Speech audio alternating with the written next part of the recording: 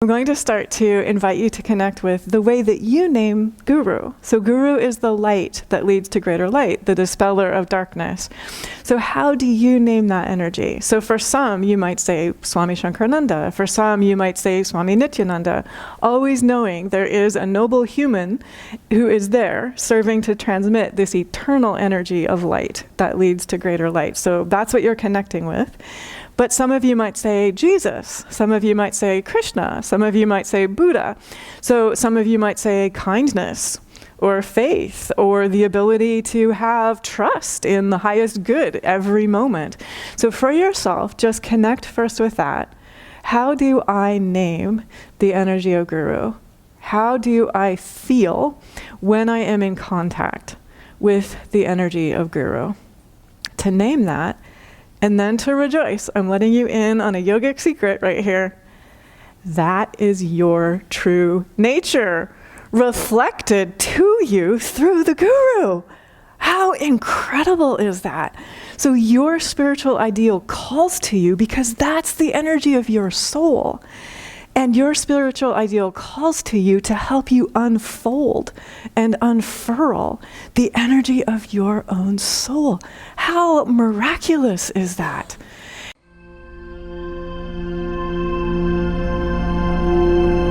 Amen, and welcome, 1,000 welcomes to you all. It's a great joy to meditate. Meditating today on divinity walking this earth, introspection. And so the first phrase comes from Swami Nityananda, who says, everyone I see is divinity walking this earth.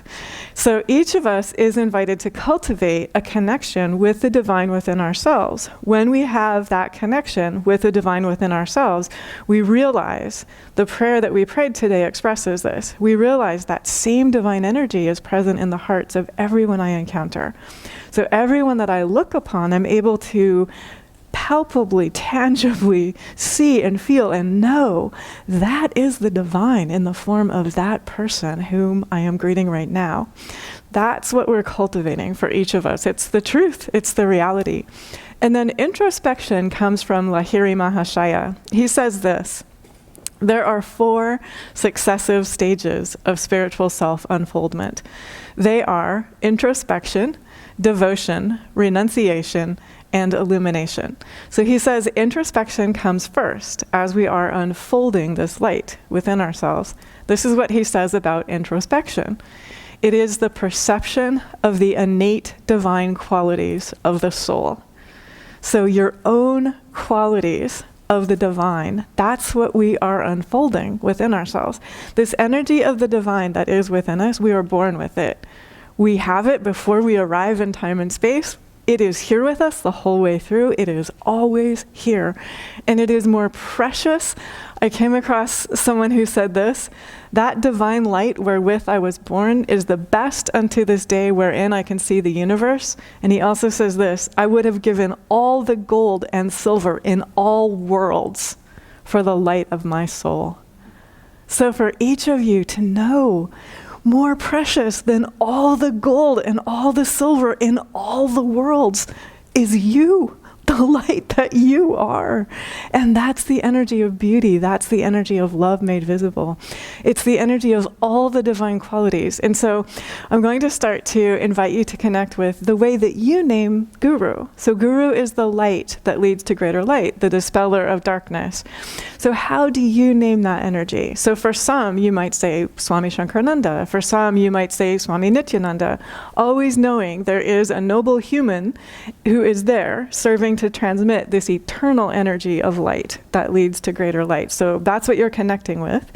But some of you might say Jesus, some of you might say Krishna, some of you might say Buddha. So some of you might say kindness or faith or the ability to have trust in the highest good every moment. So for yourself, just connect first with that. How do I name the energy of Guru? How do I feel when I am in contact with the energy of Guru? To name that, and then to rejoice. I'm letting you in on a yogic secret right here. That is your true nature, reflected to you through the Guru. How incredible is that? So your spiritual ideal calls to you because that's the energy of your soul.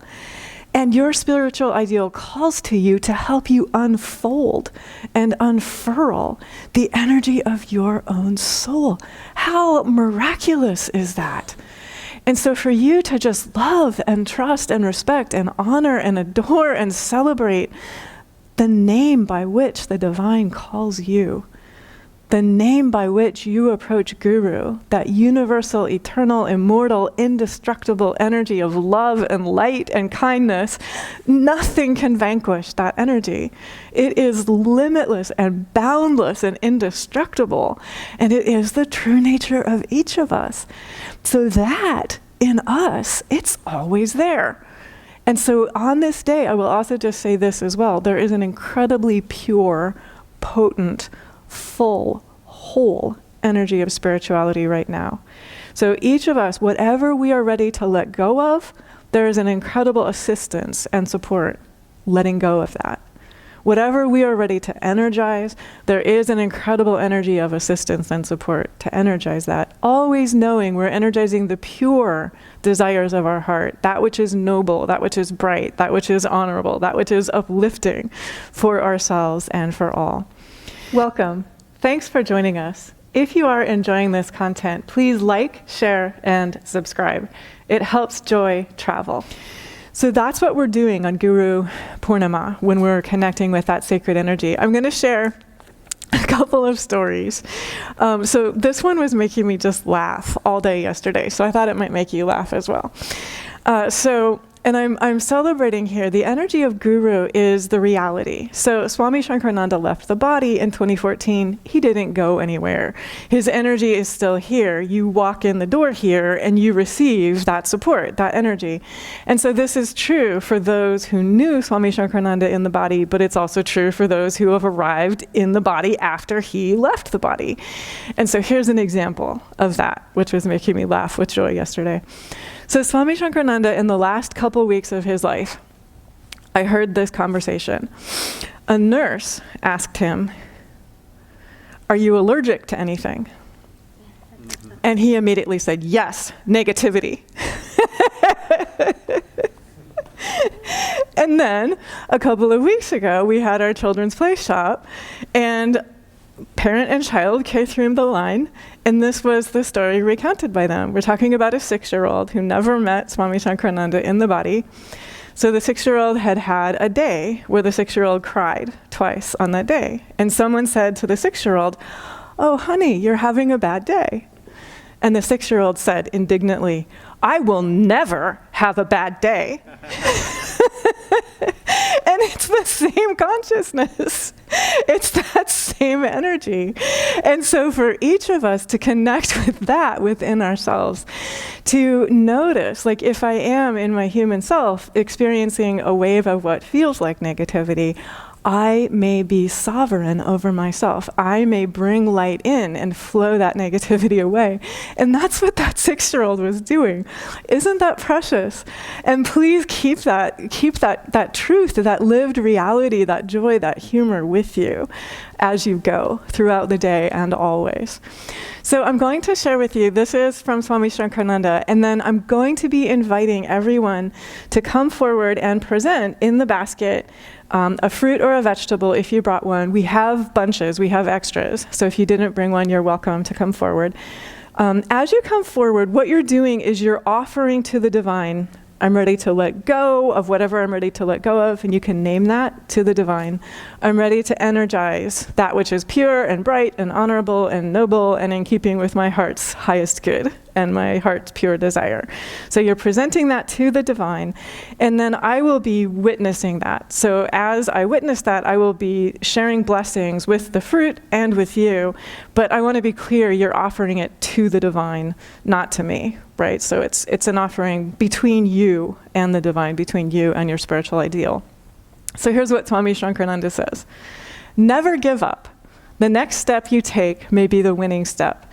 As you climb the mountain, the next step you take will give you a better view. As you climb out of the pit, the next step you take will be out of the pit. As you walk through the woods, feeling lost in the dense forest, know the next step you take could reveal the light in the distance to guide you through. The next step you take may save your life, may reveal the rich vein of ore beneath the earth, under the mountain, in the river, beneath the desert, beneath the meadow. The next step you take may be the step of victory over failure, disease, despair, depression, or fear. So never give up. The invisible holds the answer. Strive diligently to know its will, its ways, its laws. Thus, growth and success will attend you. Keep your mind immersed in images of victory. Keep your inner ear hearing only words of praise, congratulation, applause in the name of God. To the glory of the Almighty, let only noble thoughts fill your mind. Thoughts of love, service, sharing, joy, peace, healing. This is the road to ever new self-conquest and victory. Keep company only with noble, pure thoughts, images, and impressions. Thus you will experience a daily inner transformation with outward evidence. The whole universe will resound with a song of love, blessings, abundance, and express its infinite treasures through you. Be true to your spiritual ideal, and the appearances of failure, lack, or limitation will fade out, and all things beautiful will fade in. Om. And so just such joy and gratitude. Swami Nityananda lived that the whole way through, and as that 6-year-old evidence is still helping everyone connect with that.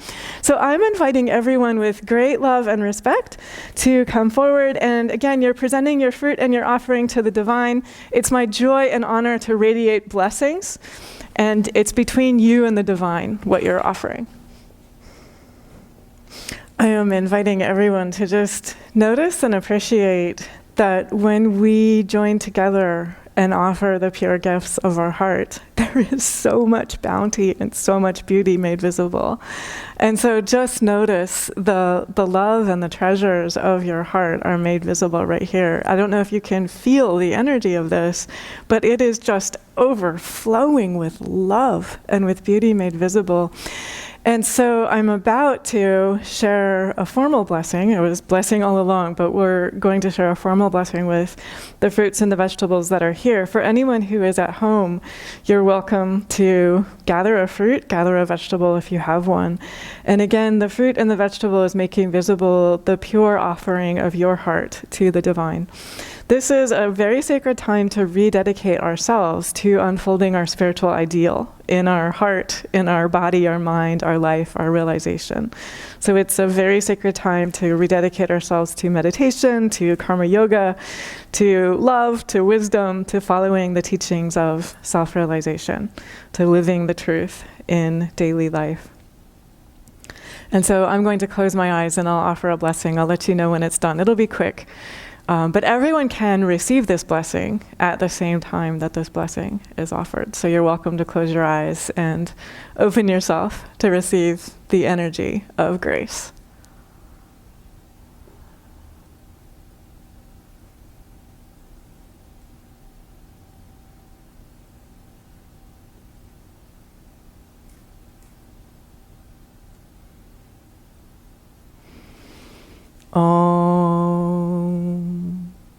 And so I'll share a couple of more remarks, and then later in the greeting line, you're welcome to come forward and receive a hug if you would like a hug, but you're also welcome to come forward and take a fruit or a vegetable.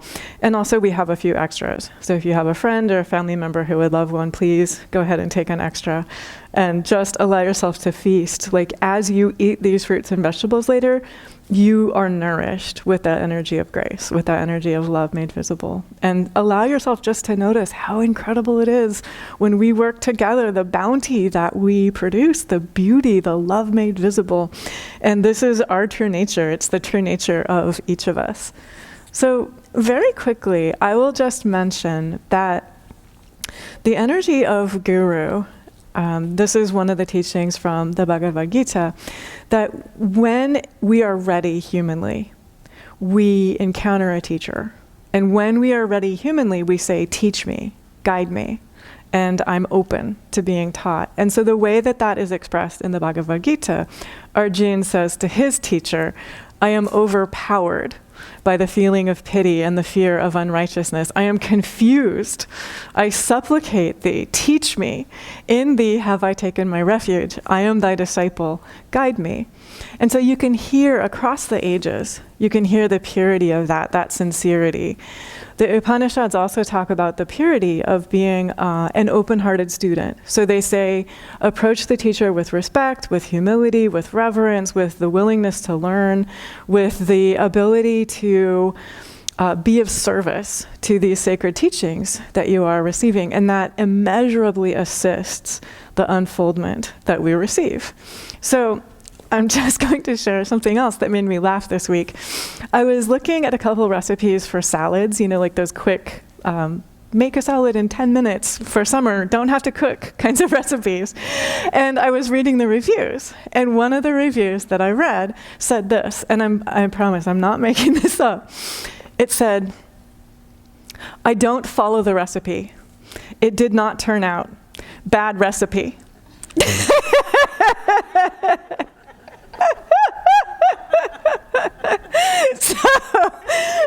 So I was laughing. I love to cook, and I'm thinking, I'm not sure that's a comment on the recipe, my friend. And so this is just a reminder, and going back to that spirit of the way in which you approach the teacher. Approach with love. Approach with the willingness to follow the recipe. And be aware that if you're not following the recipe and something doesn't turn out, it might not say anything much about the recipe. So one of the benefits of the yogic teachings of truth is that they are time-tested across the ages. So for millennia, humans in human bodies with human hearts, all different backgrounds, all times, all places, all lands, have lived these teachings of truth. And what they say is, when I live these teachings of truth, and I'll start to share with you things that people say, actual humans, I feel peace for the first time in my life. I feel joy for the first time in my life. When I am in contact with my soul, I have everything. So those are actual words spoken by actual humans living the yogic teachings. And so what these teachings tell us is that it is possible for each of us to live in peace. And Lahiri says that's the purpose of human life, to live in peace. So the yogic teachings help us fulfill the purpose of human life, allowing us to live in peace. And so guess what the good news is? We don't have to wait for any circumstances or conditions to change. Peace is. It is always our nature. It is always with us. And so when we're in contact with our soul, what unfolds is we feel the peace that we are. So no matter what is happening or not happening, peace is. And so too with joy. No matter what we have experienced or not experienced or are waiting to experience, joy is. It is our true nature. We are able to live in the fullness of beauty. We're able to live in the fullness of love made visible. And so for each of us, that's the question always, is just how may I open my heart, be in contact with my own soul, remember that voice of truth. I would have given all the gold and silver in all worlds for the light of my soul. That is true. That is how precious you are. You are more precious than all the gold and silver in all the worlds.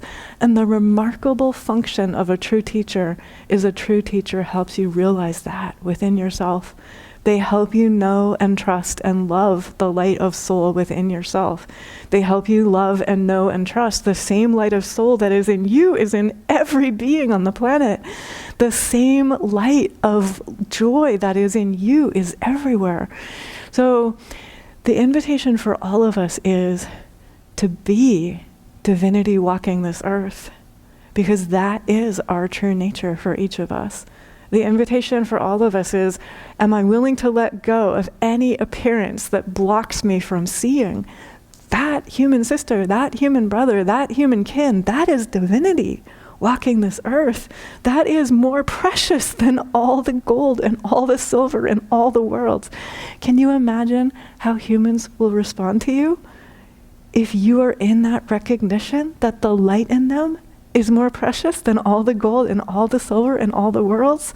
Of course your world becomes paradise.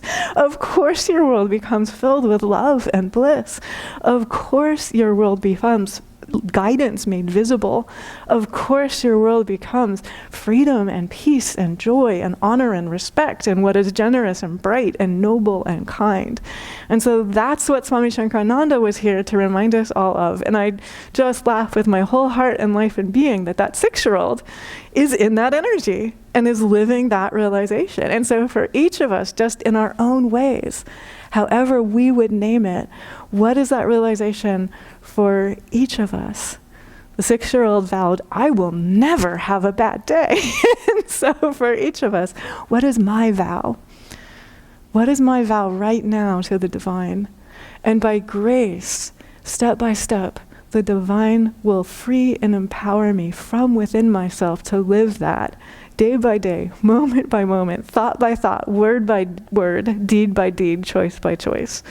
And in that flow of grace, divinity walks this earth. And it is you. It is you. Thank you with all my heart. God bless us all.